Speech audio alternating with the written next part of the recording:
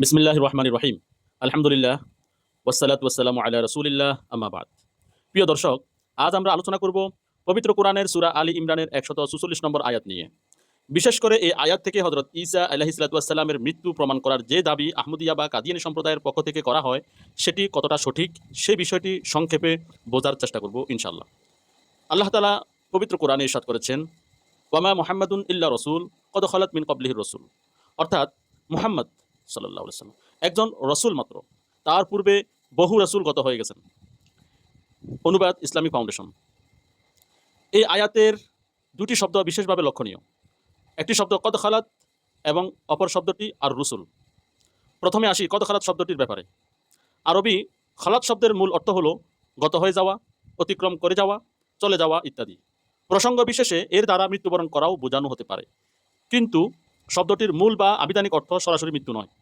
আর এখানেই একটি গুরুত্বপূর্ণ বিষয় রয়েছে।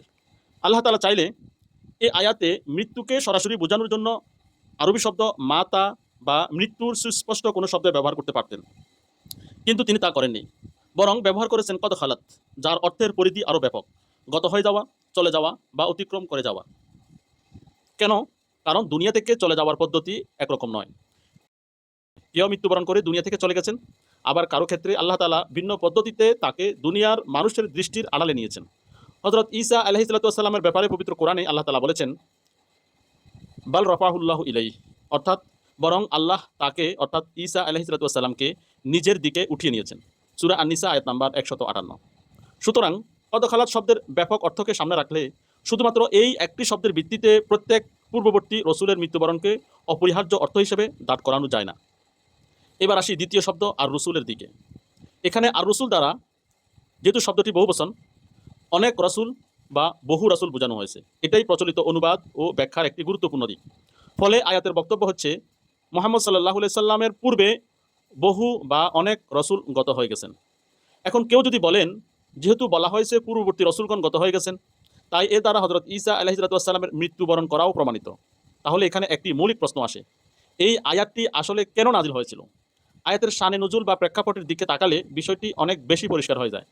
উহুদের যুদ্ধে যখন রাসূলুল্লাহ সাল্লাল্লাহু আলাইহি সাল্লাম শাহাদাত বরণ করেছেন, এমন একটি গুজব ছড়িয়ে পড়ে, তখন কিছু সাহাবী অত্যন্ত বিচলিত হয়ে পড়েন। এই পরিস্থিতিতে আল্লাহ তাআলা এই আয়াত নাজিল করে মুসলমানদের ঈমানকে দৃঢ় করেন। অর্থাৎ আয়াতের মূল বক্তব্য হলো, মুহাম্মদ সাল্লাল্লাহু আলাইহি ওয়াসাল্লাম আল্লাহ নন, তিনি একজন রসুল মাত্র। তার পূর্বেও বহু রসুল এসেছেন এবং তারা দুনিয়া থেকে চলেও গেছেন। সুতরাং রাসূলুল্লাহ সাল্লাল্লাহু আলাইহি ওয়াসাল্লাম যদি ইন্তেকালও করেন, তাহলে তোমরা কি ইসলাম থেকে ফিরে যাবে? আয়াতের পরবর্তী অংশেই আল্লাহ তাআলা বলেন, আফা ইম্মা তাও কুতিলান কলাবতুম আলা আকাবিকুম। অর্থাৎ তিনি অর্থাৎ মুহাম্মদ সাল্লাল্লাহু আলাইহি সাল্লাম যদি মারা যান অথবা নিহত হন, তবে কি তোমরা তোমাদের পেছনে ফিরে যাবে? অর্থাৎ তোমরা কি তোমাদের বাপদাদার ধর্মে, যেই ধর্ম থেকে তোমরা ফিরে এসে ইসলাম গ্রহণ করেছিলে, সেই আগের ধর্মে ফিরে যাবে? এখানে এই কথাই বোঝানোর উদ্দেশ্য। সুতরাং পুরো আয়াতের প্রেক্ষাপট পরিষ্কার। এখানে মূল উদ্দেশ্য হলো রাসূলুল্লাহ সাল্লাল্লাহু আলাইহি ওয়াসাল্লামের মৃত্যুর সম্ভাবনাকে সামনে রেখে সাহাবায়ে কেরামের ঈমানকে দৃঢ় করা এবং তাদের বোঝানো যে একজন রসুলের দুনিয়া থেকে চলে যাওয়ার কারণে ইসলাম শেষ হয়ে যায় না। এখন প্রশ্ন হলো, এই আয়াত কি মূলত রাসূলুল্লাহ সাল্লাল্লাহু আলাইহি ওয়াসাল্লামের পূর্ববর্তী সকল নবী রাসূলের মৃত্যুকে প্রমাণ করার জন্য নাজিল হয়েছিল? উত্তর হলো না। আয়াতের শানে নুজুল ও বক্তব্যের উদ্দেশ্য সেটি নয়। আর এখানে কাদিয়ানীদের দলিল বা দাবির মূল দুর্বলতা। তারা এই আয়াত থেকে হযরত ঈসা আলাইহিস সালাতু ওয়াস সালামের মৃত্যুর প্রমাণ দাঁড় করাতে চান। কিন্তু আমরা যদি কদ খালাত শব্দটির প্রকৃত অর্থ, আয়াতের প্রেক্ষাপট এবং হযরত ঈসা আলাইহিস সালাতু ওয়াস সালাম সম্পর্কে কোরআনের অন্যান্য আয়াত সবকিছু একসঙ্গে বিবেচনা করি, তাহলে শুধুমাত্র এই আয়াতকে তার মৃত্যুর চূড়ান্ত প্রমাণ হিসাবে উপস্থাপন করা সঙ্গত হয় না।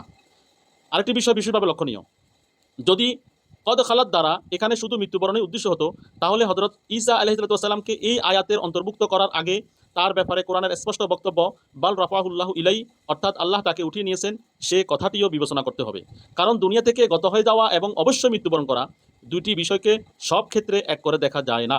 তাই এই একটি আয়াত থেকে হযরত ঈসা আলাইহিস সালাতু ওয়াস সালামের মৃত্যুকে আবশ্যিকভাবে প্রমাণ করার চেষ্টা মূলত আয়াতের শব্দ, প্রেক্ষাপট ও সামগ্রিক কোরআনিক বক্তব্যকে পূর্ণাঙ্গভাবে বিবেচনা না করার ফল।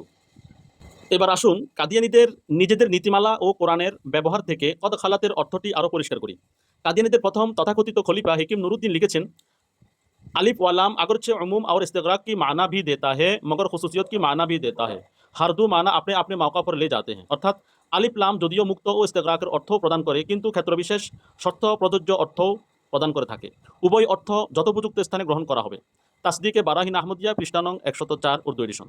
এখন প্রশ্ন হলো, আর রসুল থেকে যদি সমস্ত রসুল অর্থ গ্রহণ করাও হয়, তাহলেও হেকিম নুরুদ্দিনের নিজের নীতিমালা অনুযায়ী ঈসা আলাইহিসসালাম সহ আরও কিছু সংখ্যক রসুলকে সমস্ত রসুল গত হয়ে গেছেন এই সাধারণ হুকুমের বাইরে রাখলে ভুল হবে কেন? এখন তাদের নিজেদের নীতিমালাই যখন সাধারণ শব্দের ক্ষেত্রে প্রসঙ্গ ভেদে বিশেষ অর্থ গ্রহণের সুযোগ স্বীকার করে, তখন কদ খালাত মিন কবলিহি রসুল আয়াতকে ঈসা আলাইহিসসালামের মৃত্যুর চূড়ান্ত প্রমাণ হিসেবে উপস্থাপন করা কতটা যুক্তিসঙ্গত? দ্বিতীয়ত, পবিত্র কোরআনেই খালা শব্দটি এমন ব্যক্তিদের ক্ষেত্রে ব্যবহৃত হয়েছে যাদের গত হয়ে যাওয়া মৃত্যুর মাধ্যমে হয়নি। আল্লাহ তাআলা বলেন, ইন্না আনজালনাকা বিল হাক্কি বাশীরান ওয়া নাযীরা ওয়া ইম মিন উম্মাতিন ইল্লা খালা ফিহা নাযীর। অর্থাৎ আমি তো তোমাকে সত্য সহ সুসংবাদদাতা ও সতর্ককারী রূপে প্রেরণ করেছি। এমন কোনো সম্প্রদায় নেই যার নিকট সতর্ককারী প্রেরিত হয়নি। সূরা ফাতির আয়াত নাম্বার 24। এখানে খালা শব্দটি এমন সতর্ককারীদের ব্যাপারে ব্যবহৃত হয়েছে যারা পূর্ববর্তী সম্প্রদায়ের কাছে এসেছিলেন এবং তাদের সময় অতিক্রম হয়েছে। শব্দটি নিজেই শুধু মৃত্যু অর্থে সীমাবদ্ধ নয়। আরেক জায়গায় আল্লাহ তাআলা বলেন, ওয়া ইযা লাকুল্লাযীনা আমানু ক্বালু আমান্না ওয়া ইযা খালাউ ইলা শায়াতিনিহিম ক্বালু ইন্না মাআকুম ইন্নামা নাহনু মুস্তাহজিউন। অর্থাৎ যখন তারা অর্থাৎ মক্কার মুশরিকিনরা বিশ্বাসীগণের সংস্পর্শে আসে তখন বলে আমরা বিশ্বাস করেছি, আর যখন তারা নিবৃত্তে তাদের শয়তান তথা মুনাফিক দলপতিদের সাথে গিয়ে মিলিত হয় তখন বলে আমরা তো তোমাদের সাথেই রয়েছি, আমরা শুধু তাদের সাথে পরিহাস করে থাকি। সূরা বাকারা আয়াত নাম্বার 14। এখানে খালাওয়ের অর্থ স্পষ্টতই মৃত্যুবরণ করা নয়, বরং নিবৃত্তে যাওয়া, আলাদা হওয়া বা অন্যত্র মিলিত হওয়া। সুতরাং বোঝা গেল খালা বা আল খুলুউ শব্দের অর্থ কেবল মৃত্যুর মধ্যে সীমাবদ্ধ নয়, এর অর্থ নির্ধারণে প্রসঙ্গ ও পারিপার্শ্বিক নিদর্শন বিবেচনা করতে হয়। অতএব শুধু কদ খালাত শব্দের উপর নির্ভর করে ঈসা আলাইহিসসালামের মৃত্যু প্রমাণ করা যায় না, বরং পুরো প্রসঙ্গ, কোরআনের অন্যান্য আয়াত এবং সহিহ হাদিস একসঙ্গে বিবেচনা করতে হবে। এখানে কাদিয়ানীদের এই ধরনের অর্থ নেওয়ার পেছনে অন্যতম কারণ বা উদ্দেশ্য হলো মির্জা গোলাম আহমদ কাদিয়ানীর মসিহ দাবিকে বাস্তব প্রমাণ করতে চেষ্টা করা। কেননা যদি হযরত ঈসা আলাইহিসসালামকে পবিত্র কোরআনের আয়াতের অপব্যাখ্যা দিয়ে মৃত্যুবরণকারী বা মৃত প্রমাণ করতে তারা ব্যর্থ হয়, তাহলে গোলাম আহমদ কাদিয়ানীর রূপক মসিহ হবার যে দাবি, সেই দাবি কখনোই সত্য হিসেবে প্রমাণিত হয় না। এবার আর রসুল থেকে বহু রসুল এভাবে অর্থ নেওয়ার কারণ এবং যুক্তিকতা। মির্জা কাদিয়ানী ঈসা আলাইহিসসালাম সম্পর্কে লিখেছেন, হযরত ঈসা তো ইনজিল কিতাব একদম অসম্পূর্ণ রেখেই আকাশে গিয়ে বসে রয়েছেন। একথা লিখা আছে গোলাম আহমদ কাদিয়ানীর ৮৩টি বইয়ের রচনা সমগ্র রুহানি খাজায়েন নামক এই গ্রন্থের প্রথম খণ্ডের পৃষ্ঠা নং ৪৩১, বারাহিনে আহমদিয়া খণ্ড নং ৪ পৃষ্ঠা নং ৩৬১, টিকা দ্রষ্টব্য। অর্থাৎ মির্জা গোলাম আহমদ কাদিয়ানীর বক্তব্য অনুযায়ী ঈসা আলাইহিসসালাম এখনও জীবিত। শুধু তাই নয়, হযরত মূসা আলাইহিসসালাম সম্পর্কেও মির্জা গোলাম আহমদ কাদিয়ানী লিখেছেন, আমাদের জন্য এই মর্মে ঈমান রাখা ফরজ যে তিনি অর্থাৎ মূসা আলাইহিসসালাম আকাশে জীবিত রয়েছেন এবং তিনি মৃত্যুবরণ করেননি। একথা লিখা আছে তার রুহানি খাজাইন খণ্ড নং ৮ পৃষ্ঠা নং ৬৮ থেকে ৬৯।